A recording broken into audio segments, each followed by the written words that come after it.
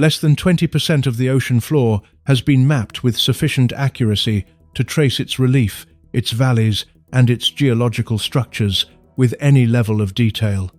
That means that the remaining 80%, which in terms of surface area is equivalent to all known continents combined, remains in almost absolute darkness, recorded only at resolutions that would not distinguish an underwater mountain several kilometers high from a simple undulation of the terrain. In that context, the question is not why someone would want to map the seafloor. The question is why for decades no one did it systematically. The technology that dominated ocean knowledge for much of the 20th century was satellite bathymetry, a method that measures the gravitational and magnetic variations of the water surface to infer the shapes of the seabed. The physical principle that allows this is subtle but powerful. Where there is an elevation on the seafloor, such as a chain of seamounts, its additional gravitational mass attracts the surrounding water, causing a slight bulge on the ocean surface of only 1 or 2 meters in height that radar altimetry satellites can detect. The problem is that these inferences have a horizontal resolution of between 5 and 10 kilometers, which turns the resulting map into something more like an impressionist painting than real cartography. An underwater mountain range the size of the Alps could appear as a gentle rise in the terrain, and a trench several kilometers deep could remain completely invisible within the seams of the model. To contrast that scale of ignorance, topographic maps of the surface of Mars have an average resolution of 20 meters per pixel. Those of the Moon reach 5 meters. Those of the Earth's ocean floor, in the vast majority of areas not directly surveyed, do not exceed 5 kilometers.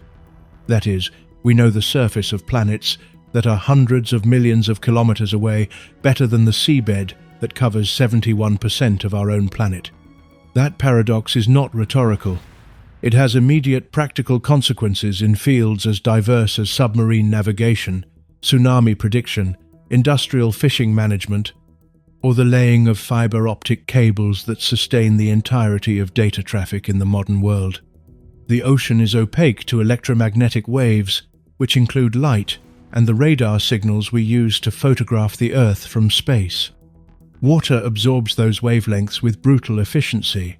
At a few hundred meters of depth, sunlight practically disappears, and radar signals do not penetrate more than a few centimeters.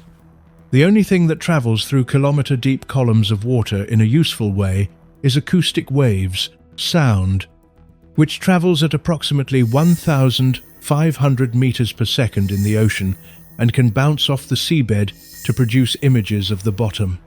That is the principle of multibeam sonar, the technology that currently represents the state-of-the-art in high-resolution underwater mapping, and which requires a ship to physically navigate over each area that is to be mapped.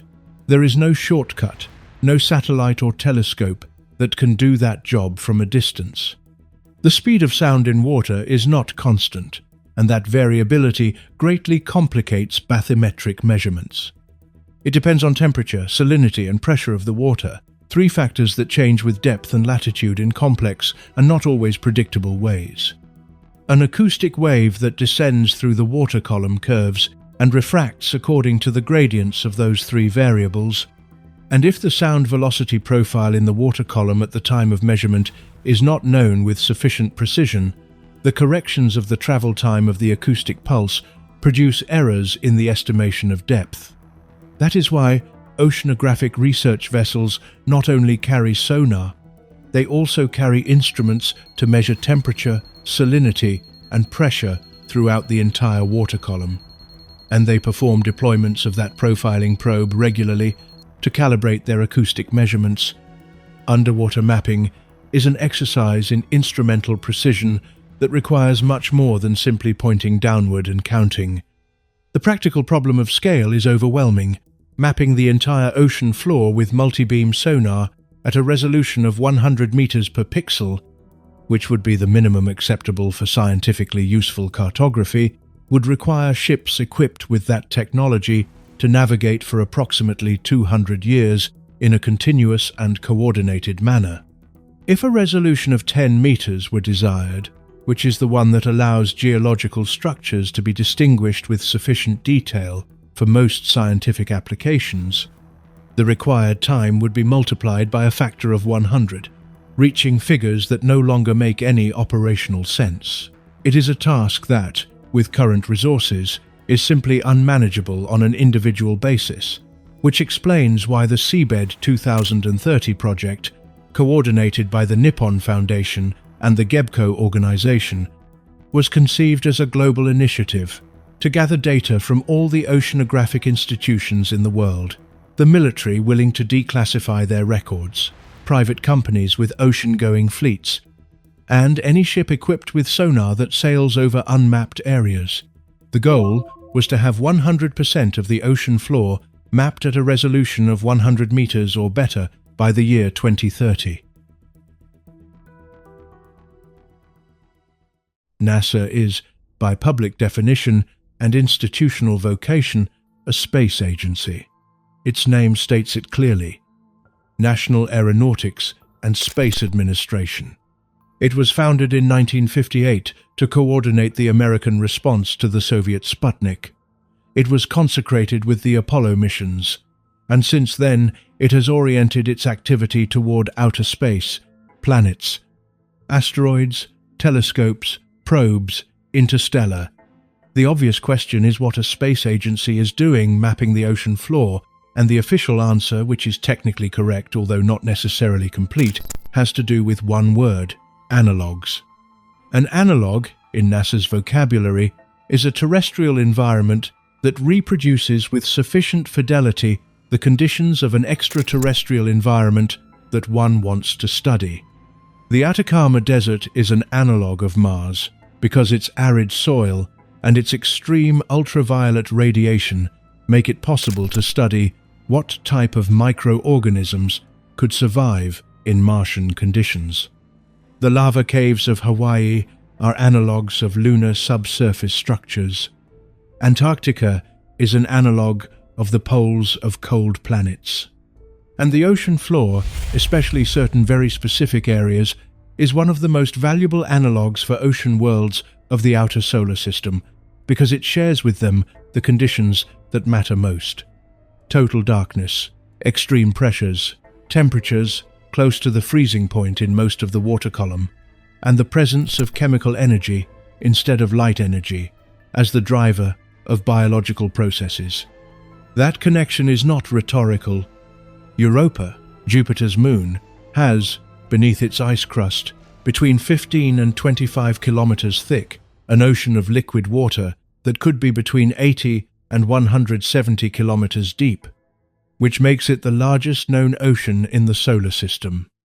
Estimates suggest that this ocean contains approximately twice as much water as all Earth's oceans combined. The gravitational tides produced by Jupiter and by the other Galilean moons generate internal heating of Europa by friction that keeps that ocean liquid despite being more than 600 million kilometers from the Sunday.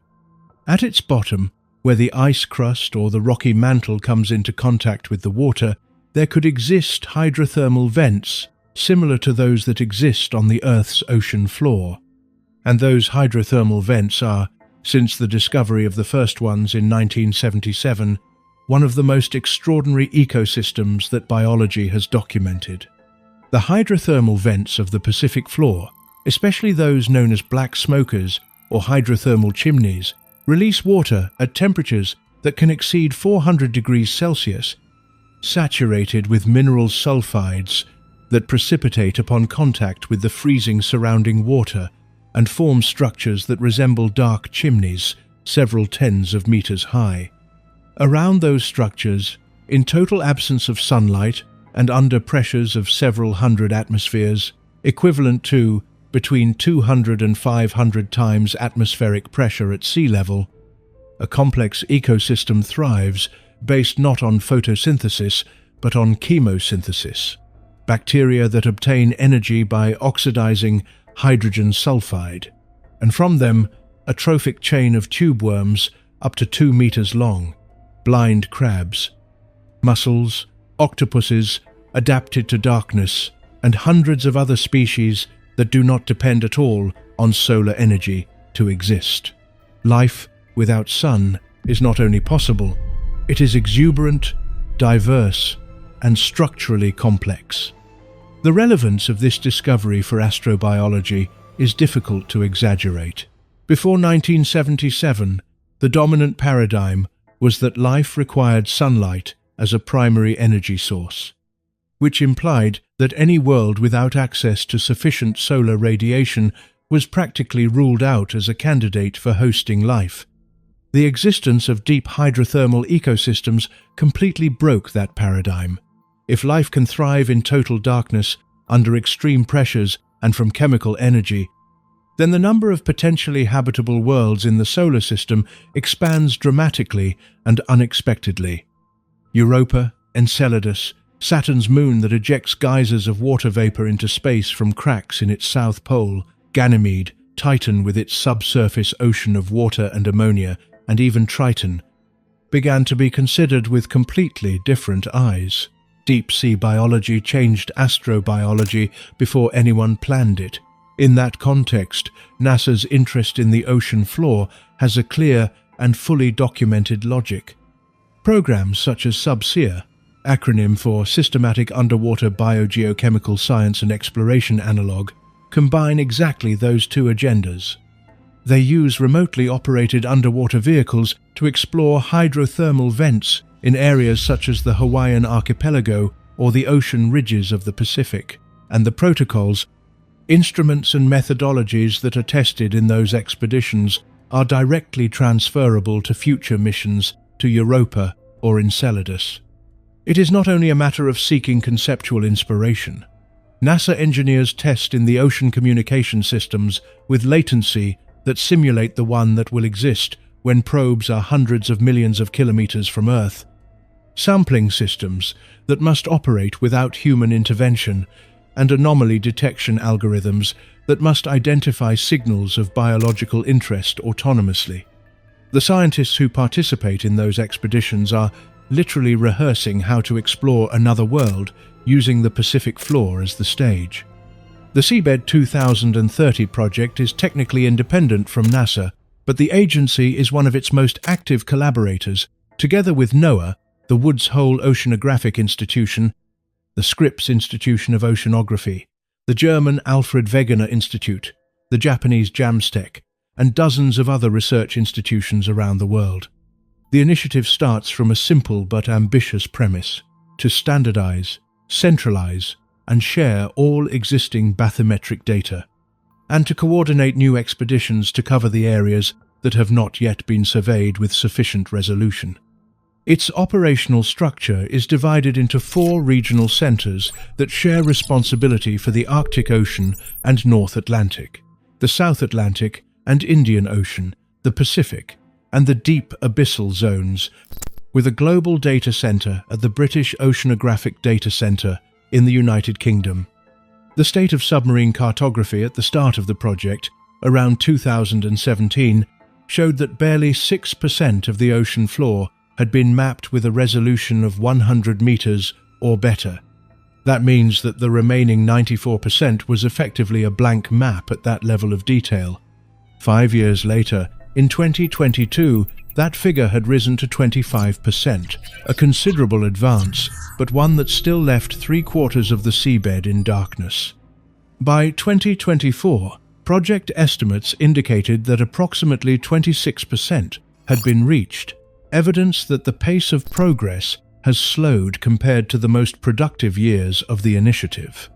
The most optimistic projections for 2030 point to reaching between 60 and 70%, but that would depend on a level of coordination and resources difficult to guarantee given the current geopolitical context and budget competition between scientific agendas.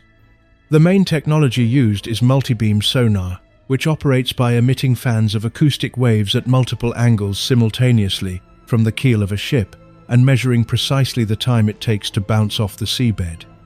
The width of the acoustic fan is normally between 2 and 4 times the depth of the water, which means that in an area with 1 kilometer of depth, the sonar produces a strip of data 2 to 4 kilometers wide with each pass.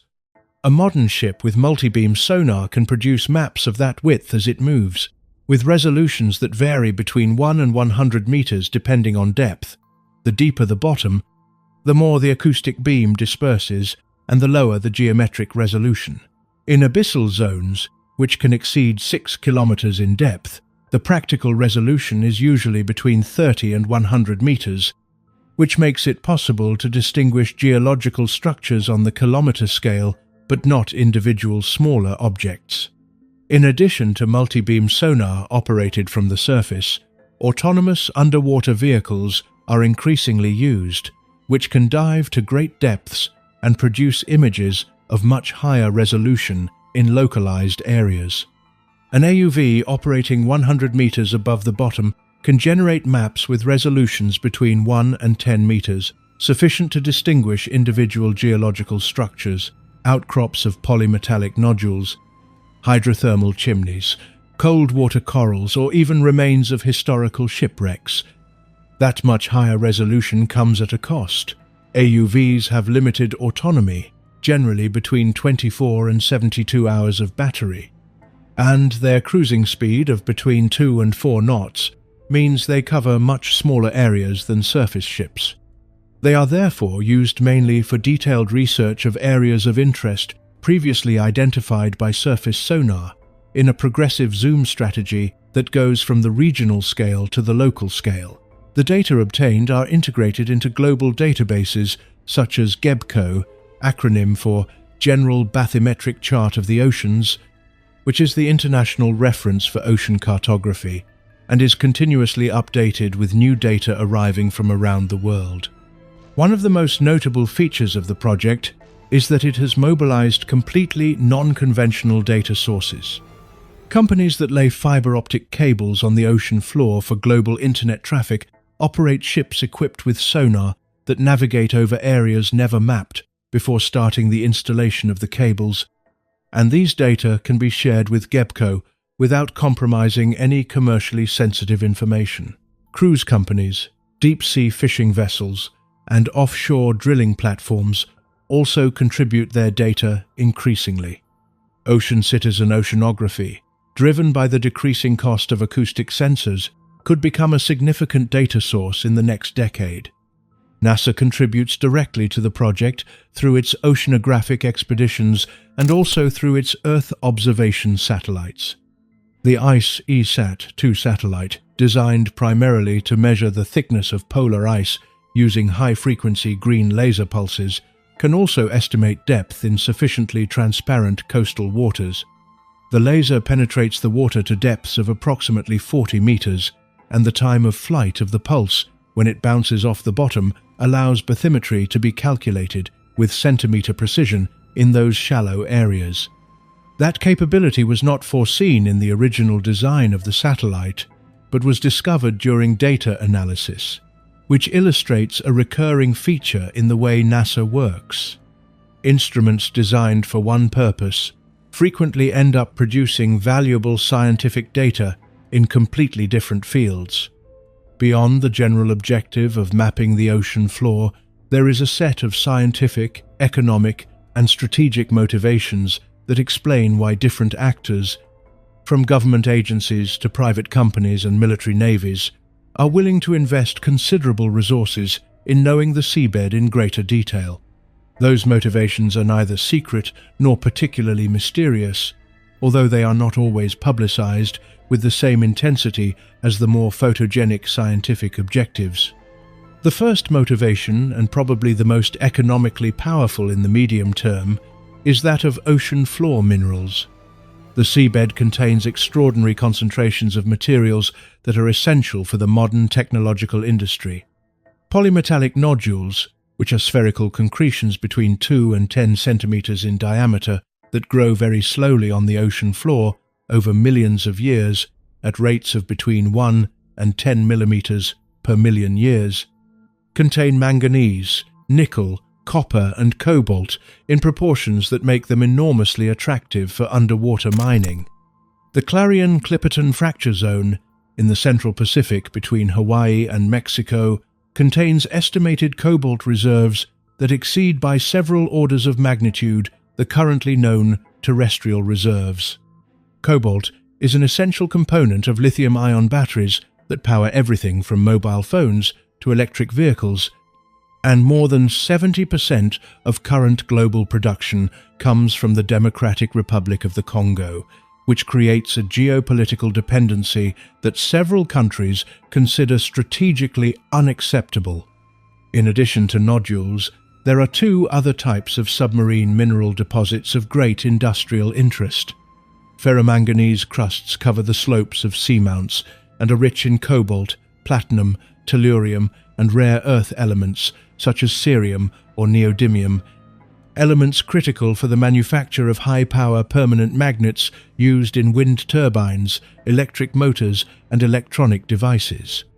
Massive polymetallic sulfides form directly around active and inactive hydrothermal vents, where metals dissolved in hot water precipitate upon cooling, creating deposits that can contain concentrations of copper, zinc, lead, gold, and silver that often exceed those of the richest terrestrial deposits currently in exploitation. To locate, evaluate, and eventually exploit any of these three categories of resources, the first thing needed is to know exactly where they are and what shape they have, which requires high-resolution submarine cartography. Mapping the ocean floor is, from this perspective, exactly what geological prospecting was for terrestrial mining in the 18th and 19th centuries, the indispensable prior step. The second rational motivation is the management of geological risks. The ocean floor is geologically active in ways that the Earth's surface does not always immediately reflect. Ocean ridges are the surface expression of the separation of tectonic plates, where mantle rock rises, solidifies, and pushes sideways, creating new oceanic crust at a rate of between 2 and 18 centimeters per year, depending on the ridge. Subduction zones, where one oceanic plate sinks beneath another continental plate or beneath another oceanic plate, are responsible for the most powerful earthquakes we know and for the most devastating tsunamis documented in human history. The 2004 Indian Ocean earthquake, which generated the tsunami that killed more than 230,000 people in 14 countries, occurred in the subduction zone of the Indo-Australian plate beneath the Burma plate, in a region that was not completely mapped and whose tsunami propagation models were imprecise. Better maps of that area would have allowed more precise predictions of the distribution of the wave, which would have given additional time for evacuations in some of the most affected coasts. Submarine landslides are another risk that mapping helps to evaluate, and that is underestimated in the public perception of natural risk. The slopes of the ocean floor, especially on continental margins where large thicknesses of fine sediment accumulate, can be gravitationally unstable, and when large volumes of that sediment slide at high speed, they can generate tsunamis of considerable magnitude without any large earthquake triggering them. The Storegga slide, which occurred off the coast of Norway approximately 8,000 years ago, displaced a volume of sediment comparable to that of Iceland, an area of approximately 250 kilometers by 100 kilometers, and generated a tsunami that devastated the coasts of northern Europe with waves that in some areas reached heights of 20 meters. Identifying areas of the continental margin that have similar sedimentary configurations and that could be susceptible to landslides in the future requires knowing the detailed topography and the stratigraphy of the seabed sediments. The third motivation is the management of marine ecosystems on a solid scientific basis. The ocean floor is not simply the bottom of the sea. It is a complex functional ecosystem inhabited by organisms that perform essential biogeochemical functions for the functioning of the planet as a whole. Ocean floor sediments are the largest sink of organic carbon on Earth, sequestering organic matter for millions of years in stable forms that do not interact with the atmosphere. The organisms that inhabit the seabed, from bacteria to echinoderms, contribute to the cycles of nitrogen, phosphorus, silicon, and other elements essential for the biochemistry of all ecosystems on the planet. Without a detailed map of the ocean floor, it is impossible to rationally manage deep-sea fishing, which in many cases affects extremely slow-growing cold-water coral ecosystems, to establish marine protected areas with rigorous scientific criteria, or to accurately assess the impact of industrial activities such as the laying of submarine cables or geophysical exploration with compressed air guns. The fourth motivation is strategic and military, and although it rarely appears prominently in scientific press releases, it has a determining weight in real funding and in the practical agenda of many oceanographic expeditions. Nuclear submarines are a central component of the nuclear deterrence of major powers, and their ability to operate stealthily depends critically on detailed knowledge of submarine topography.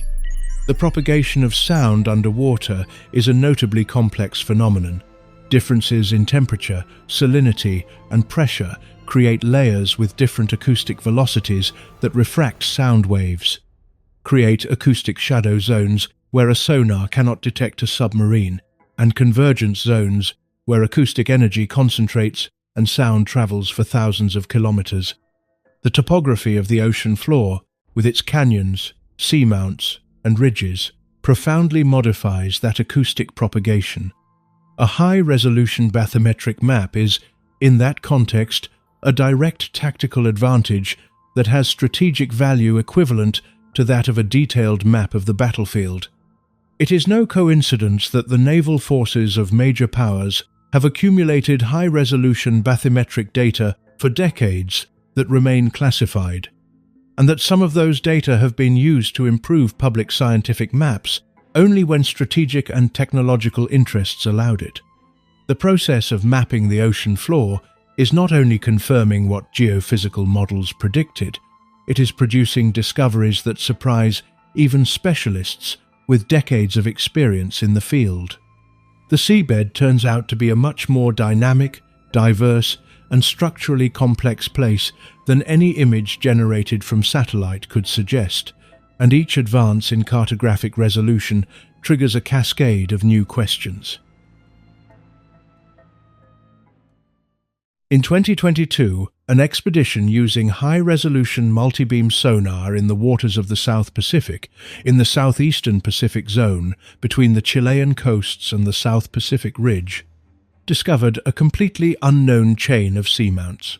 The mounts, some with heights exceeding 2 kilometers, measured from their base on the abyssal seabed and with basal diameters of tens of kilometers, had gone completely unnoticed on the low-resolution maps previously available.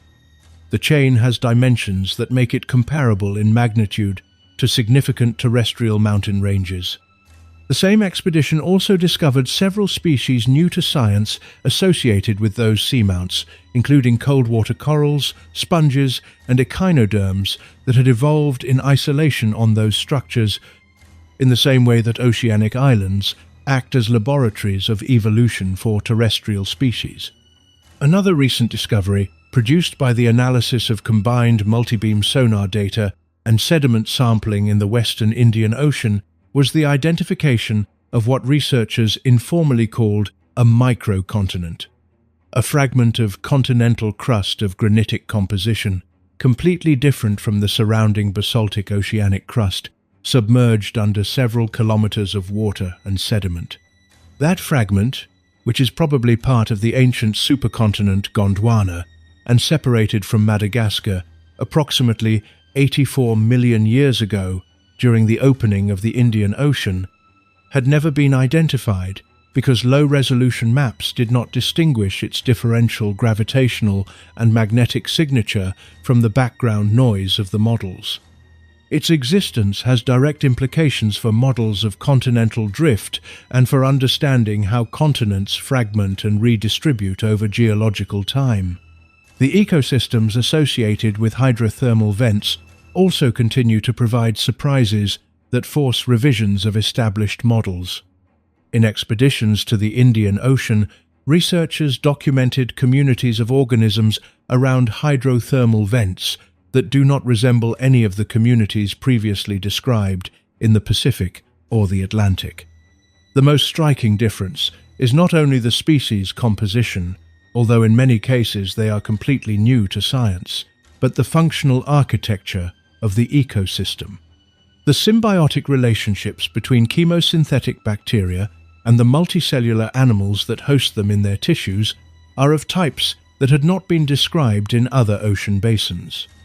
This suggests that hydrothermal ecosystems in different ocean basins evolved independently after the breakup of Gondwana, following parallel but not identical evolutionary trajectories from common ancestors that existed before the current oceans opened. The most disturbing finding from the perspective of climatic timescale is that of the paleoclimatic records contained in marine sediments. Ocean sediments are deposited continuously over millions of years, and each layer contains information about the water temperature at the time of deposition, encoded in the isotopic composition of foraminifera, microorganisms with calcite shells that are preserved for tens of millions of years in the sediments. They also record the chemical composition of the ocean, the biological productivity of surface waters, and the distribution of deep water masses. Drilling and analyzing ocean sediment cores, what is known as cores, is like reading a diary written by the Earth's climate over tens of millions of years, with a temporal resolution of between 100 and 1,000 years per sample. These records are revealing that the Earth's climate has undergone much faster and more drastic transitions than climate models from just 20 years ago considered possible, including warming of several degrees Celsius over periods of only decades or centuries during transitions between glacial and interglacial periods. In the field of the biochemistry of primitive life, some of the most relevant findings come from methane seep zones, where natural gas rises from sediment layers and in whose vicinity communities of organisms specialized in consuming that methane as a source of energy proliferate. Among these organisms are archaea of the domain Archaea that are considered evolutionary relatives of the most primitive microorganisms on Earth, and whose molecular biology suggests that life in its earliest forms may have originated or survived during periods of intense meteorite bombardment precisely in environments similar to the current ocean floor, dark, subjected to high pressure, with chemical energy available in the form of reduced carbon or sulfur compounds, and completely disconnected from the surface where ultraviolet radiation and impacts were lethal. The ocean floor is not only the place where life lives today, it could be the place where life was born in the first place. Up to this point, the account is scientific, verifiable, and consistent with what research institutions publish on their websites and in peer-reviewed specialized journals. But around this same underwater exploration project, there exists a set of hypotheses that circulate in very different spaces, from communities of independent researchers and alternative media outlets to conspiracy theory forums and documentaries with millions of views. These hypotheses deserve to be examined with intellectual honesty, although the level of evidence available to support them is radically different from that supporting the official motivations. The first unconventional hypothesis, which is also the closest to the realm of the verifiable, suggests that the map of the ocean floor contains militarily sensitive information that intelligence and defense agencies have an interest in controlling more actively than is publicly acknowledged. The evidence supporting this hypothesis is not speculative. It is a documented fact that the navies of the United States, Russia, China, the United Kingdom, and France possess classified high-resolution bathymetric data of strategically important zones that have not been contributed to international scientific databases. It is also a fact that certain military satellite data have been declassified gradually and selectively, and that this selectivity does not follow a purely scientific criterion, but one in which the residual strategic value of the data plays a determining role. And it is a fact that some areas of the ocean floor, especially in the Arctic, near the Bering Strait, in the access corridors to the Mediterranean, and in the patrol routes of ballistic missile submarines, have publication restrictions that do not apply to other oceanographically comparable areas. The second unconventional hypothesis is more speculative and has much wider circulation in popular media. It suggests that NASA and other agencies are actively searching for evidence of structures of non-natural origin on the ocean floor, ruins of very ancient civilizations that would have been submerged by rising sea levels at the end of the last glacial period, artificial installations of unknown origin, or even evidence of extraterrestrial presence. This hypothesis draws from several sources that should be examined separately. Plato's Atlantis is the most cited reference. The Greek philosopher described in his dialogues Timaeus and Critias an island continent beyond the Pillars of Hercules, which the Greeks identified with the Strait of Gibraltar, that would have been destroyed and submerged in the Atlantic approximately 9,000 years ago. Scholars have debated for centuries whether this description is a philosophical allegory with a political function, a myth based on some real event amplified by oral tradition, such as the collapse of the Minoan civilization due to the eruption of Thera around 1600 BC, or a reference to some coastal civilization that was flooded during the Holocene marine transgression when sea levels rose between 120 and 140 meters as the ice sheets melted. The dominant position in archaeology is that Atlantis is a literary creation of Plato. However, that does not prevent the connection from being repeatedly mentioned whenever an unusual underwater structure is discovered in the Atlantic. The most concrete and most debated case is that of the so-called Yonaguni structures, off the coast of the Japanese island of the same name at the southern end of the archipelago. These structures, rediscovered in 1986 by a local diver who brought them to public attention, consist of rock platforms with apparently right angles, steps of regular height, and flat surfaces at depths between 5 and 30 meters. Some researchers, among whom the most well-known is Professor Masaki Kimura of the University of the Ryukyus, have interpreted them as the remains of an architectural complex of a civilization that would have been submerged when sea levels rose at the end of the last glacial period between 10 and 12,000 years ago.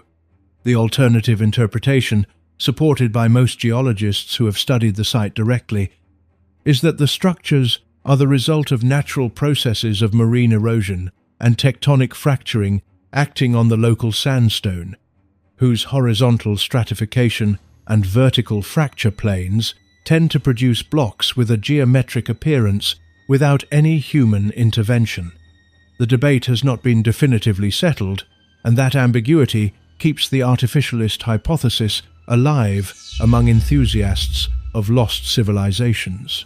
The third hypothesis operates on the boundary between the scientific and the speculative, and is related to the phenomena known as USOs, the English acronym for Unidentified Submerged Objects, which are the underwater equivalent of UAPs, or Unidentified Aerial Phenomena, that have received increasing institutional attention in recent years in the context of Pentagon reports and hearings in the United States Congress. There are historical records of objects that behave in ways that are not consistent with known technology, both in the air and underwater. Objects that ship sonars detect, traveling at speeds of more than 300 knots at great depth, that change direction seemingly instantaneously, or that transition from operating underwater to operating in the air without apparent transition. The hypothesis circulating in some contexts is that the ocean floor could be the origin or usual destination of these phenomena, and that the interest in mapping the seabed at high resolution includes, among its unpublished motivations, the search for topographic or structural anomalies that could be associated with these phenomena.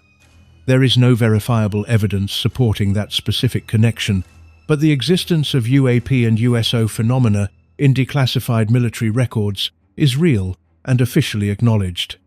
Between rational motivations and more speculative hypotheses, there exists an intermediate zone populated by real, documented, and verifiable anomalies that simply do not yet have a completely satisfactory scientific explanation. These anomalies do not necessarily imply extraordinary phenomena, but neither can they be summarily dismissed without also dismissing the empirical evidence that supports them.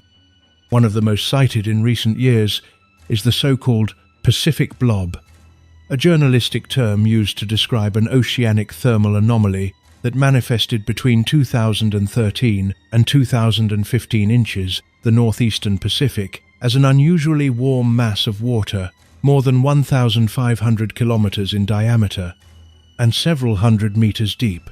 The temperature of that water mass exceeded the historical average temperature for that zone and time of year by between 2 and 4 degrees Celsius, an anomaly of extraordinary magnitude in the context of normal ocean variability.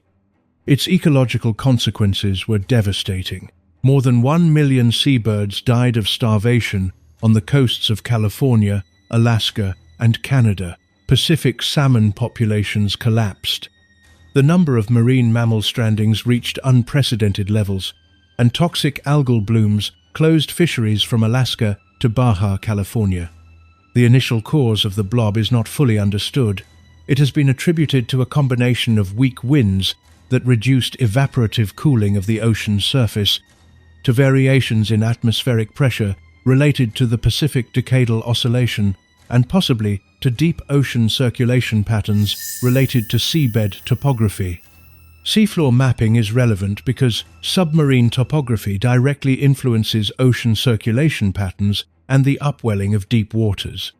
Another anomaly that has attracted sustained scientific attention is the so-called Antarctic cold spot, or South Atlantic cold blob, a region of the South Atlantic off the coast of Antarctica where sea surface temperatures have not followed the global warming observed in the rest of the world's oceans and have, in fact, slightly decreased in recent decades.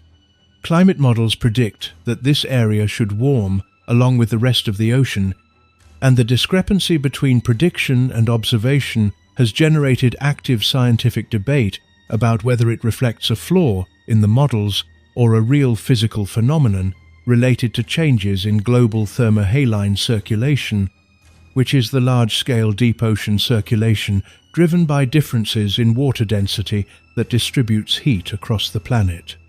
The low-frequency acoustic pressure pulses that are periodically detected by the hydrophones of the SOSUS system have produced some of the most persistent mysteries of modern oceanography. The most famous is the so-called bloop, an extremely low-frequency sound of extraordinary power detected in 1997 by NOAA on hydrophones separated by thousands of kilometers in the South Pacific, indicating that its source had unprecedented acoustic power. For years, it was the subject of intense speculation about its possible biological, geological, or even artificial origin. In 2012, comparative spectrogram analyses identified it with high probability as a cryosism, that is, the sound produced by the movement or fracture of ice masses in Antarctica, a type of acoustic phenomenon that at that time was less well known. However, some aspects of the signal remain under analysis because its spectral profile has characteristics that do not perfectly match reference cryoseismic signals. There is also a category of geological anomalies that ocean floor mapping is revealing and that current plate tectonics models do not easily predict. On the Pacific seafloor, several zones have been identified in recent years where the oceanic crust appears significantly younger than predicted by the standard model of seafloor spreading, or where the magnetization of the seabed shows reversal patterns that do not fit cleanly with the chronology of reversals of the Earth's magnetic field established from other records. These anomalies could have explanations within the standard framework, such as the existence of diffuse spreading zones or intraplate volcanism that has not been fully mapped.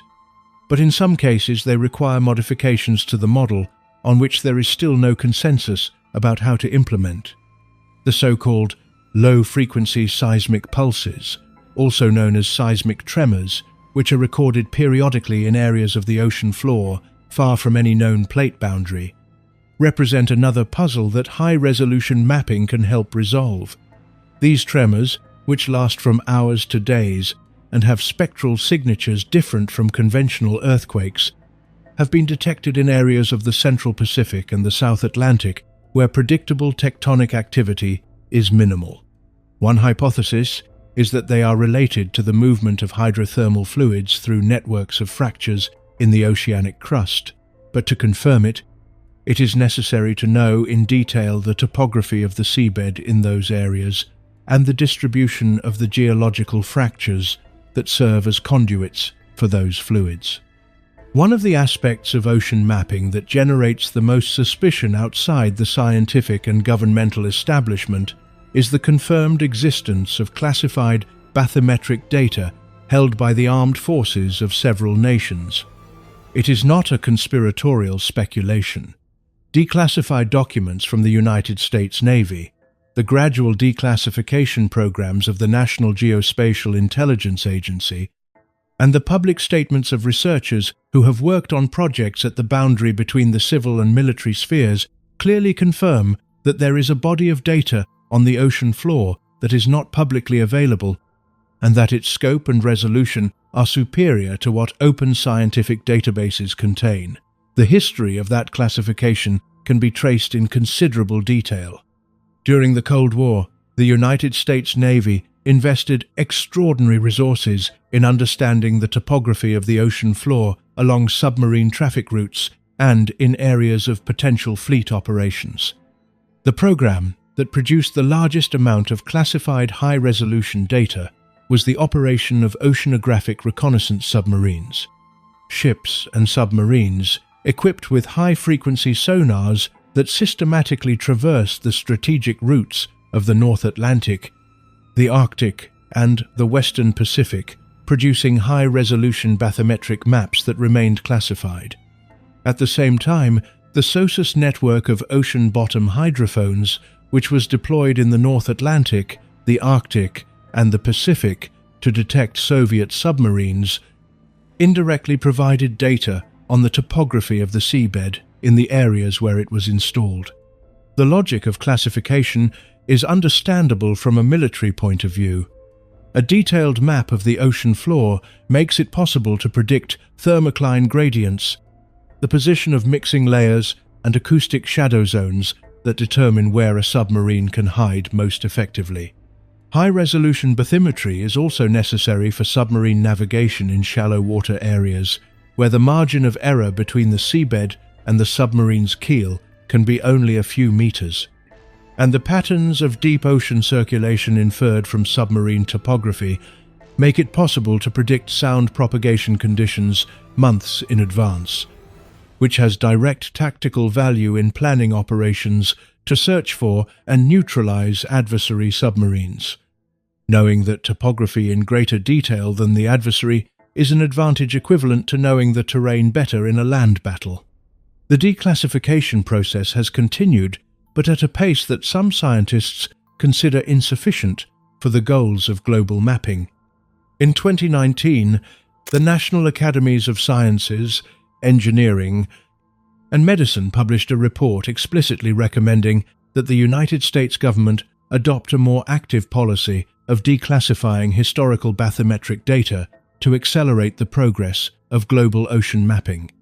The report acknowledged that there were classified data of high scientific value that could contribute significantly to the Seabed 2030 objective, but that remained inaccessible to the civilian scientific community without any contemporary strategic reason to justify it, given that publicly available sonar technology had reached or surpassed the resolution of those historical data in many areas. What that situation raises goes beyond the operational frustration of oceanographers. If the declared objective of initiatives such as Seabed 2030 is to completely map the ocean floor to benefit science, environmental management and safety against geological risks, the existence of high-resolution data in government hands that are not shared with the project raises a question about the real priorities of the governments involved. The most parsimonious answer is also the most trivial. The data have residual strategic value, and the agencies that possess them are not obliged to release them, even if doing so would accelerate science. But that triviality does not completely dispel the question of whether there are additional categories of information that are kept reserved for reasons less obvious than tactical advantage in submarine detection. China deserves its own analysis in this context because of the scale and opacity of its ocean exploration program. In the last 15 years, China has invested massively in ocean research and exploration capabilities, including the development of the Fendouzja bathyscaphe, which in 2020 reached 10,000 meters in the Mariana Trench with 3 people on board. The launch of marine altimetry satellites specifically designed for indirect bathymetry, and a fleet of research vessels that currently exceeds that of any other nation in terms of number of ships. The data generated by those expeditions are integrated selectively into international databases. There are areas of the Western Pacific, the South China Sea, and certain routes of the Indian Ocean that receive disproportionate attention in the Chinese program, a distribution that is difficult to explain exclusively in terms of scientific curiosity, and that suggests motivations related to geopolitical competition and naval strategic planning. The pace at which the ocean floor is being mapped has increased significantly in recent years, thanks to the convergence of several technologies that were maturing independently and are now combined to produce unprecedented capabilities. These technologies are changing not only the speed of mapping, but also the type of information that can be obtained and the way that information is processed, interpreted, and distributed in near real time. New generation autonomous underwater vehicles incorporate higher energy density batteries based on lithium-sulfur or hydrogen cells that allow them to remain operational for much longer periods than previous models. In some cases up to 3 weeks of continuous operation, which significantly expands the area they can map on each mission. Advances in fiber optic inertial navigation and onboard processing of acoustic data allow these vehicles to operate more autonomously, making decisions about which areas to explore in greater detail based on the anomalies they detect in real time without needing to constantly consult surface operators. Several companies and institutions, including Kongsberg Maritime, ECA Group, and California's Embari, are developing swarms of AUVs that can coordinate autonomously to cover large areas systematically, distributing the work among multiple vehicles that share their data in real time through acoustic modems. Artificial intelligence and machine learning are fundamentally transforming the way bathymetric and acoustic data are processed. Before the application of these techniques, the analysis of sonar data required human experts to manually examine sonograms and seabed reflectivity maps to identify geological features of interest. That process was slow, costly in terms of specialized personnel time, and not scalable to the amount of data produced by modern mapping programs. Deep learning algorithms can now automatically identify hydrothermal vents, outcrops of polymetallic nodules, potential landslide zones, cold water coral habitats, networks of geological fractures, and dozens of other features with a speed and consistency that no human team could match. What previously required months of analysis can now be done in hours, drastically reducing the time between data collection and the production of usable maps.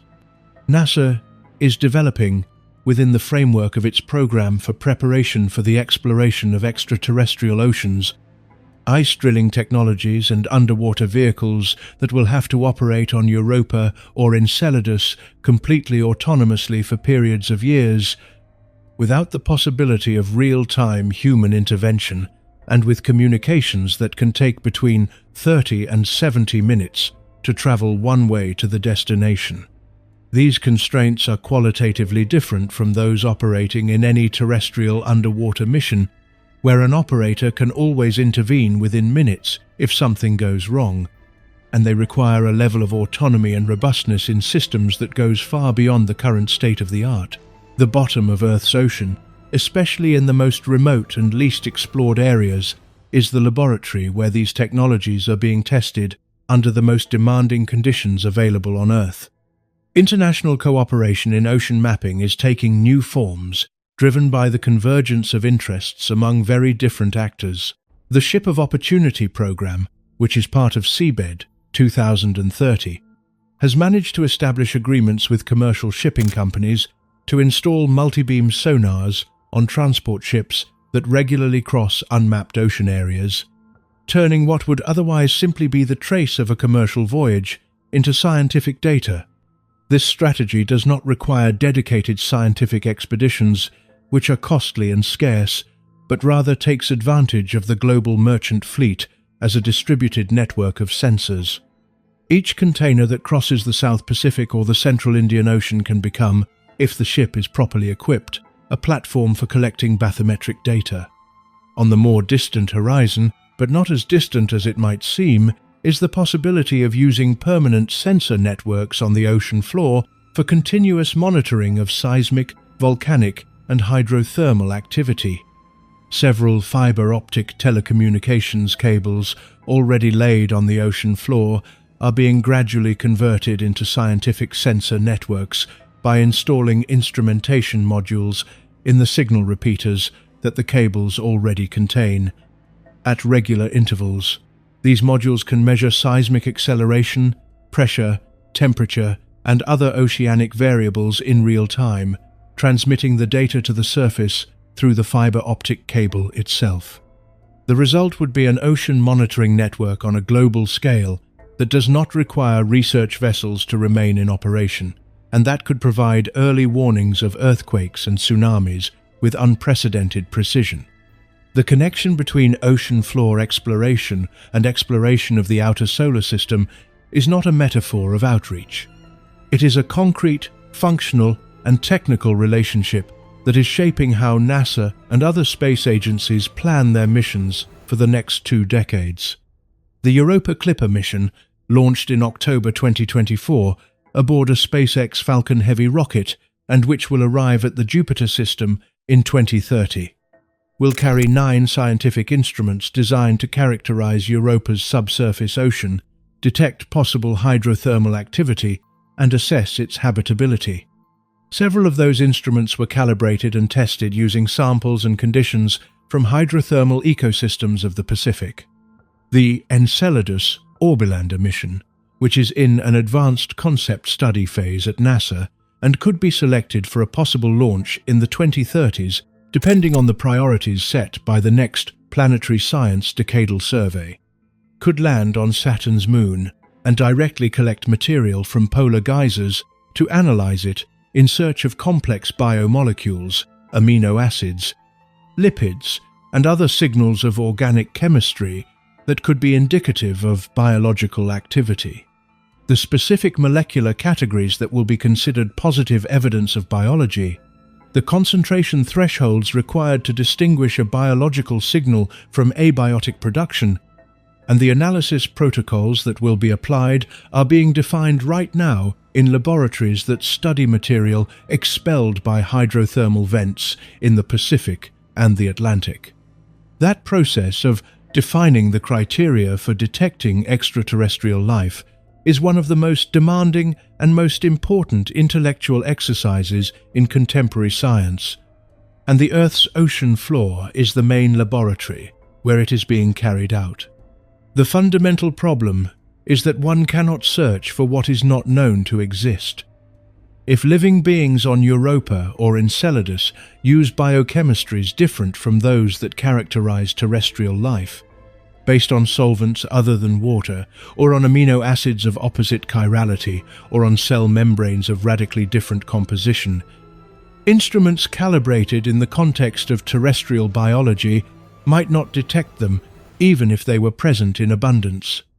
That is why projects exploring deep hydrothermal ecosystems do not seek only to document what exists, but also to understand the physical and chemical limits of what is possible, the parameters of temperature, pressure, acidity, metal concentration, and availability of chemical energy within which some type of self-replicating chemistry can remain active.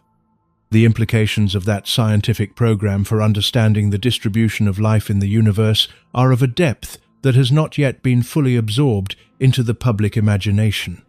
If hydrothermal vents on the Earth's ocean floor host complex ecosystems based on chemosynthesis, and if similar hydrothermal vents exist on the ocean floors of Europa or Enceladus, as geophysical models suggest with high probability, then the possibility that some form of microbial life exists in those oceans is not a philosophical speculation, but a scientifically grounded hypothesis with terrestrial empirical support. And if life exists on Europa or Enceladus, that radically changes the statistics of the distribution of life in the universe. Instead of being a unique event in the history of the solar system, life would be something that occurs independently in multiple places with sufficient physico-chemical conditions, which would make the universe incomparably more fertile than the previous paradigm suggested.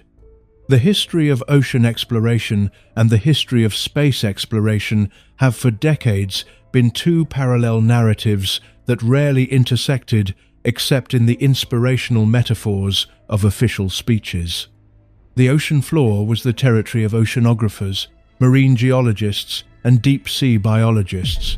Outer space was the territory of astrophysicists, aerospace engineers, and astrobiologists. The institutions, budgets, instruments, and technical languages were radically different, and in universities, the departments of oceanography and the departments of planetary sciences lived in separate buildings with academic cultures that ignored each other. What is happening in the first half of the 21st century is that this separation is disappearing in an accelerated and irreversible way.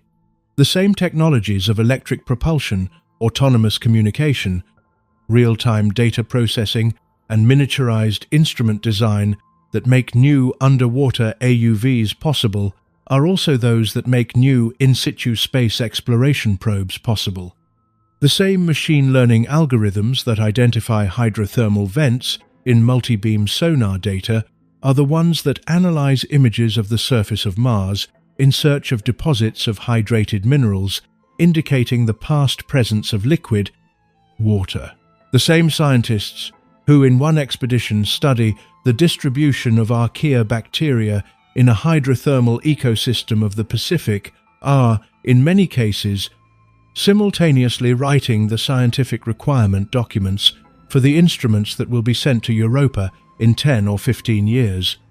The ocean floor and outer space share a fundamental characteristic that explains why their exploration attracts similar types of researchers and generates similar types of questions. They are the two great domains of planet Earth and the solar system that remain largely unknown, and where each new expedition has a genuinely non-negligible probability of finding something completely unexpected.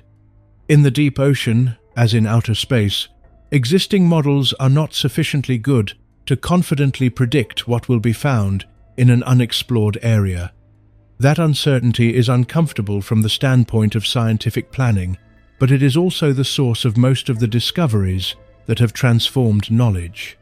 The project of mapping the ocean floor is, in this context, not simply an exercise in cartography of the same kind as terrestrial cartography of previous centuries. It is also an exercise in understanding the limits of existing knowledge, the mechanisms that generate and sustain life in extreme conditions, the way geology and biology interact on time scales that escape human intuition, and what might be expected to be found in worlds that no one has yet visited, but toward which the first reconnaissance missions have already been sent. What is discovered on the floor of the Pacific and the Indian Oceans in the coming years may change the way instruments for missions to Europa are designed. What is found beneath the ice of Europa may change the way what is seen on the floor of Earth's oceans is interpreted, and in which areas future exploration is concentrated. This bidirectional feedback between the exploration of the deep ocean and the exploration of the outer solar system is perhaps the deepest reason why a space agency has so much interest in the sea floor. Not because the ocean is simply a convenient analogue of other worlds, but because the Earth's ocean and those other worlds share fundamental physical and chemical mechanisms whose full understanding requires studying them simultaneously, comparatively, and with the same scientific rigor. Each new map of the seabed is also, to some extent, a preliminary draft of what might be found beneath the ice of Europa. And each new species discovered near a hydrothermal vent is also, to some extent, one more argument in favor of the idea that life, when it has access to chemical energy, liquid water, and sufficient time, emerges.